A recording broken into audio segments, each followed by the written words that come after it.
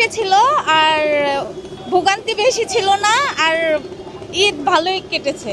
অন্য বছর তুলনায় এবছর ভালোই ছিল, অনেক ভালো ছিল। আর ঈদ যাত্রা ভালোই ছিল, আজকে ভালোই ছিল। আমি আগের কথা বলতে পারবো না, আজকে আমি ভালো মানে সুবিধা মতো আসতে পেরেছি। সানবিট সব দিবে সামাল।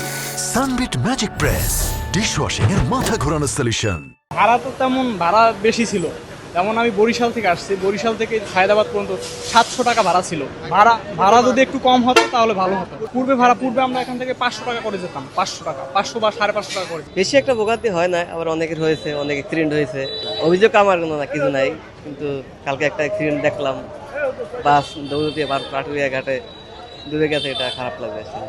দুর্ভোগ ছিল হালকা পাতলা, ওরকমের না, কিন্তু একটু অনেক জায়গায় শুনছি অনেক সমস্যা হয়েছে, কিন্তু ওই সমস্যা এরাই তো আমাদের চলতে হবে না। ভাড়া ওই যে আপনার ভাড়া তো একটু বেশি নিব হয়, কিন্তু ওই রকমের ভাড়াটা বেশি নেয় নাই, কিন্তু আসতে পারছে ঠিক মতন।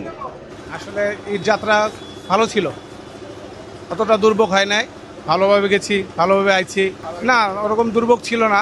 ভাড়া আসলে ঈদ হিসেবে ভাড়া ওরকম বেশি নেয় নাই, রিজনেবলই ছিল। না ওরকম শুধু কি তারা ওই আগে যেরকম ঈদের সময় মাছ পথে যাত্রী উঠাইতো নামাইতো, এরকম হয় না। এবার যাত্রী একবারে উঠাইছে, একবারে একদম ফাইনাল স্টেজে দাঁড়াইছে। আলহামদুলিল্লাহ ভালো ছিল ঈদ, কিন্তু একটু ঝামেলা ছিল আপনার গাড়ি ঘোড়া নিয়ে, কারণ গাড়ি ঘোড়াটা একটু চাপ বেশি ছিল, যাত্রী বেশি বাট গাড়ি ঘোড়াটা কম, গাড়িটা কম ছিল এবছর। একটু বেশি হয়েছে ভাড়া, আপনার আসার সময় একটু বেশি নিয়েছে ভাড়া, 100-150 টাকা বেশি নিয়েছে ভাড়া থেকে।